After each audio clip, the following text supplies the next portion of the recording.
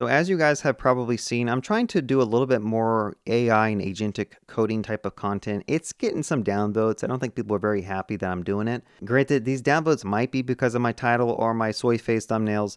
I am trying something a little bit different on my channel. Maybe I'll do it for a month or so just to see how it changes the engagement or click-through rate on my videos. So bear with me. I know it's frustrating because you guys are used to thumbnails like this that are like the most low effort thumbnails. But I figure, you know what, let's just try making good thumbnails for a little bit and try getting like better clickable titles and just kind of see what happens, you know? So I apologize that offends you all. But so the content shift to agentic coding, you guys don't like it. Every time I make a vibe coding video, I get a bunch of downvotes. Every time I talk about Claude Code or AI, I get downvotes. I understand it. People are kind of tired of the AI hype. But I wanted to kind of make sure you guys understand where I'm coming from because I don't think this is an AI bubble. I don't think this is AI hype. I first started using AI when like Copilot came out. And I think that was like, what, 2 years ago, 3 years ago now? And when it first came out, like I thought it was pretty bad. I'm like, dude, the autocomplete's kind of bad. Half the suggestions are just not good. And then I started using Cursor, and then the tab completions started to become a lot better. I started to see like a huge productivity boost by just like tab completing everything. And I was kind of amazed how it just like automatically inferred what I was going to type just based on the context that's around my cursor. And then Cursor Composer came out, which was like a beta feature, which at this point is basically built into the chat panel now. But before it was like a modal that, sat over here, and I'd prompt it and I'd see it go through and start modifying files. Now back then, and when I say back then, I mean, I'm talking like maybe a year ago, it didn't do a great job. Sometimes it would delete code. Sometimes it would change code. I didn't ask for it. And over time, it got better. And the composer mode just felt like it was getting better and better. But it still just wasn't quite there yet. I was kind of on the fence about like vibe coding and agentic coding. I still thought I was like, not that useful. And you can see 2 weeks ago here, is vibe coding even sustainable? So even 2 weeks ago, I was still on the fence when I made that video. But what made me change my mind completely, I downloaded Claude Code and I started prompting with it. And I feel like the results I was seeing was night and day compared to Cursor. I think it's because I usually was using auto mode in Cursor. Forgive me, I'm kind of an AI noob. But the trick was going to here and actually clicking Claude 4 Sonnet in Cursor, I started seeing like a huge improvements with all my agentic coding. So for whatever reason, I'm kind of slow to adopt things, and I wish back then I just clicked on Claude 4 and just tried it out. Because when I started using Claude 4 exclusively in Cursor, I was seeing it one-shot features that I was never seeing before with like the auto mode. And then I ran out of all my credits in Cursor, and I'm like, okay, let me actually just try Claude Code. And so I signed up for the $20 a month plan, and I started using it. And again, it was just like one-shotting various features. Like as an example, I'm currently building out an Agentic Jumpstart.com course where you can go and join the waitlist if you want to watch a course where I teach you how to use Claude Code, Cursor, and do agentic coding, which I'm kind of talking about right now in this video. But basically everything you're seeing here, the layout, the design, the ability to go to like an admin dashboard to see my analytics and my conversions and my affiliates, I literally prompted all this, right? I did have to go in once in a while and do some manual coding because, AI is not perfect. The LLMs do still generate some bad code. You have to go and fix it. But overall, I mean, like I was able to turn out so much code, and most of these features like just kind of worked, right? They basically just worked. And I mean, this was one I did last night. Is a pull request that has 104 file changes. It has 27,000 lines of code added, which I think this is like maybe an hour or two of like doing agentic coding and like prompting Cursor to add all this stuff in. Granted, some of these line changes I think were from like MD files and stuff. But as you can tell, like this is a lot of code changes, right? A lot of file changes, a lot of code changes. And again, this was all achieved by just agentic coding. Like I'm basically just prompting Claude to do a bunch of stuff. Okay, granted, a lot of these are markdown changes, so I think my numbers are a little bit off. So basically like 11 days ago, this is when I had like the legit mindset shift where I'm no longer thinking that these LLMs are just like, slop generators. I'm actually seeing them generate some pretty good features very fast, and they follow my instructions pretty well. And then GPT-5 came out like, 8-9 days ago, and even that's a pretty good model. So I think we're slowly hitting the point where the agentic coding is becoming good enough where I would probably try doing the prompting first to implement new features before I would go and do it myself. I've been coding for 12 years now, and a lot of the stuff we end up doing is a lot of manual labor, right? You end up having to go and think the feature, and then you have to go and manually update your database schema, then update your backend endpoints, then update your UIs, and create your styling, and then you have to get that all into a pull request, and then you have to come and write your Cypress test, and then your unit test. It's just a lot of tedious work. And for the most part, it's not like big brained thinking to do this stuff. It's very, very like, it's very tedious, right? And if you're a beginner, if you're a noob, you're like, well, writing a Cypress test isn't tedious. When you've been doing it for 12 years and like writing for loops for 12 years and deploying stuff for 12 years, and you've done the same thing over and over again, like, okay, let's make a new page. Let's connect that to a backend using a form. Let's make an API endpoint. Let's add authentication authorization to it. Let's go ahead and write something to the database. And every single feature basically becomes like a rinse and repeat of that. You start realizing that a majority of web development is pretty tedious stuff. And as long as the groundwork and the layout of your code base is there and it's like solid, adding on to it isn't too much harder. Now, I'll be honest, I'm still trying to understand like the best ways to using agentic coding.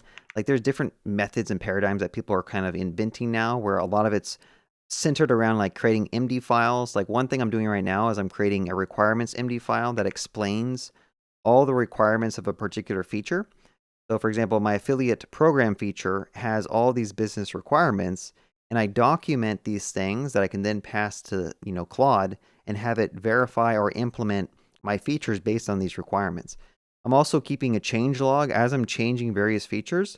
I have it automatically come in here and like update the change log. And this is done through an actual agent. So in Claude Code, you can go and you can make an agent. I have one called the feature docs updater, which basically just every time I ask for a feature to be refactored or changed, it'll then try to find the representing feature documents and just append them with the new changelog entries or update the requirements file, so that I have a good way of knowing like how should all this stuff kind of work. And granted, I don't know if this stuff is very useful or not. Like it seems like it might be useful so you can feed it back into the AI later on.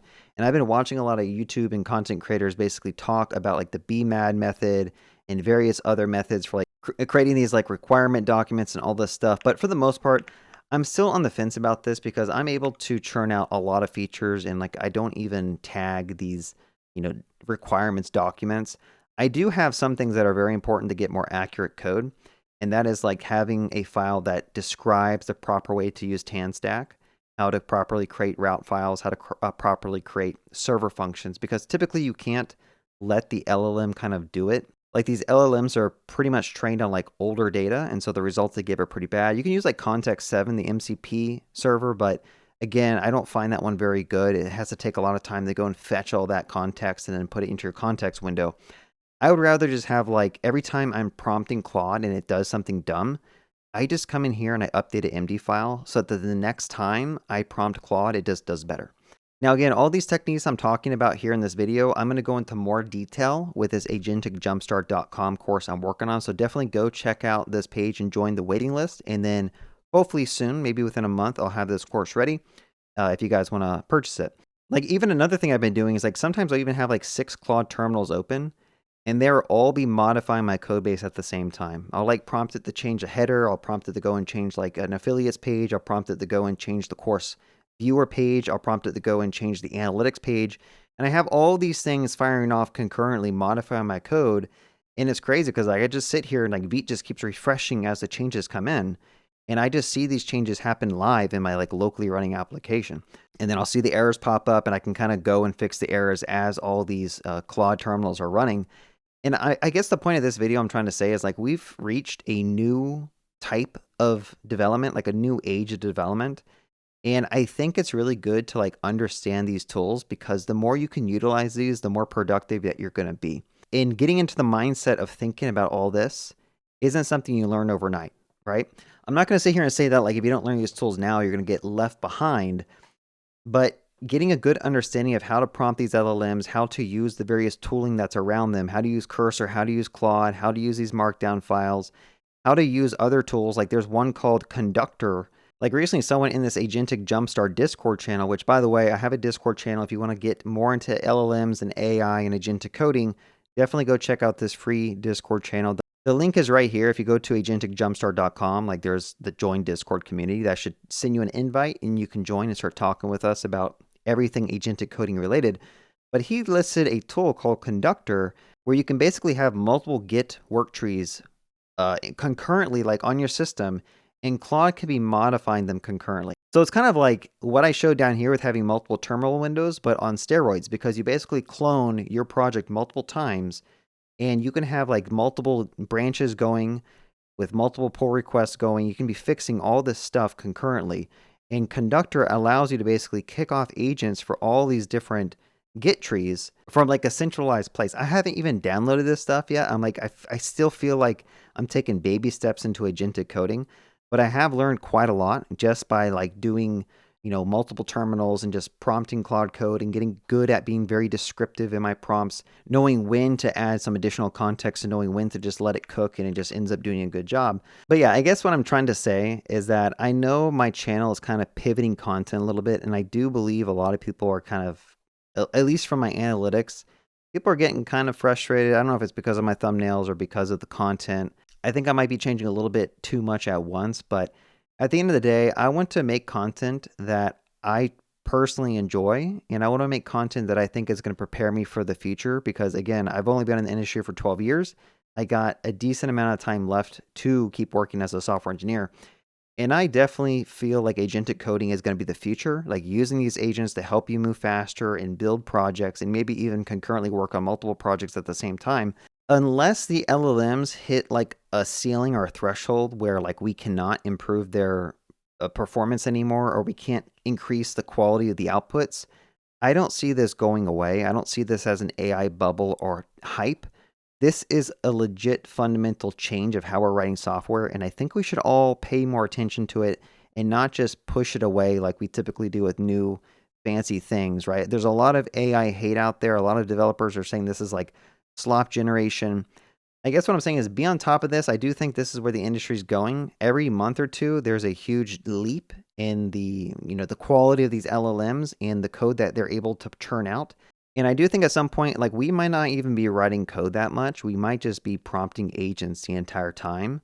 And that's going to be the new way that developers work. Again, maybe that's too forward thinking. Maybe that's too futuristic thinking. But I do believe, from me playing around with it and seeing this become better and better, like every couple of months, I think this is the future that we're going to end up seeing. All right, so I hope you guys enjoyed watching this video. If you guys have any comments, leave them below. What are your thoughts on agentic coding? Do you think it's a bubble? Do you think it's just hype? Or have you actually seriously tried Claude Code for like a week and saw some good results, and now you're all in with agentic coding? All right, have a good day and happy coding.